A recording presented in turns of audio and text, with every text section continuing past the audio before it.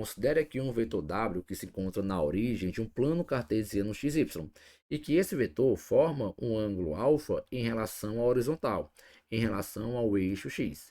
E nós queremos aqui encontrar a projeção do vetor W ao longo dos eixos coordenados, ao longo do eixo X e do eixo Y.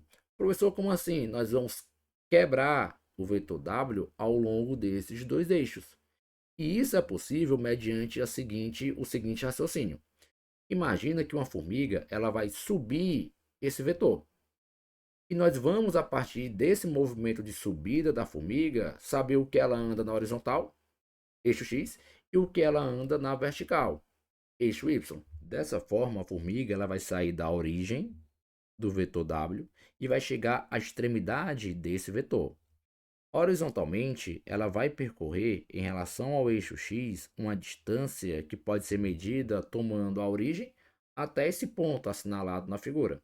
Bom, a essa distância nós podemos aqui associar um vetor, concorda? E esse vetor nada mais é do que a projeção do vetor W ao longo do eixo X, que nós vamos aqui chamar como WX, ok? Da mesma forma, nós podemos agora encontrar a projeção do vetor W ao longo do eixo Y, observando que a formiga vai sair da origem do vetor e atingir a extremidade do nosso vetor W, ela verticalmente ela vai atingir essa posição que eu estou aqui assinalando na figura para vocês, tranquilo? E a essa distância percorrida na vertical, você pode associar um vetor. E esse vetor vertical eu vou chamar de vetor WY, que nada mais é do que o vetor W ao longo do eixo Y. Dessa forma, você tem que vetorialmente o vetor W, ele é igual à soma do vetor WX com o vetor WY.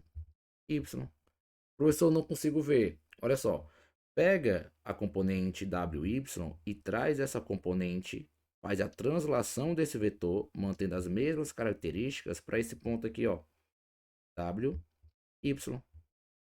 Você consegue ver que você está somando WX com WY, esses vetores, e tendo como resultante o vetor W, sim? É claro, né? Outra coisa, bom, tu tem aqui dois vetores, que são as componentes WX e WY, que formam um ângulo de 90 graus. Como é que eu posso tirar o módulo da resultante desses vetores? Bom, professor, quando esses vetores formam um ângulo de 90 graus, a resultante ela é obtida por Pitágoras. De fato. Logo, você pode aqui ter que W ao quadrado seria igual a WX ao quadrado mais WY ao quadrado. E aqui você tem o módulo da resultante desses dois vetores, que é o nosso vetor W. E ainda observando esse triângulo formado, nós podemos tirar o módulo das componentes WX e WY.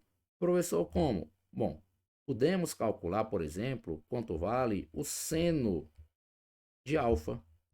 O seno de alfa é o cateto oposto a esse ângulo, que seria a nossa componente WY, sobre a hipotenusa, que seria o W. Sim? Lembrando que eu estou calculando aqui o módulo, trabalhando com o módulo desses vetores.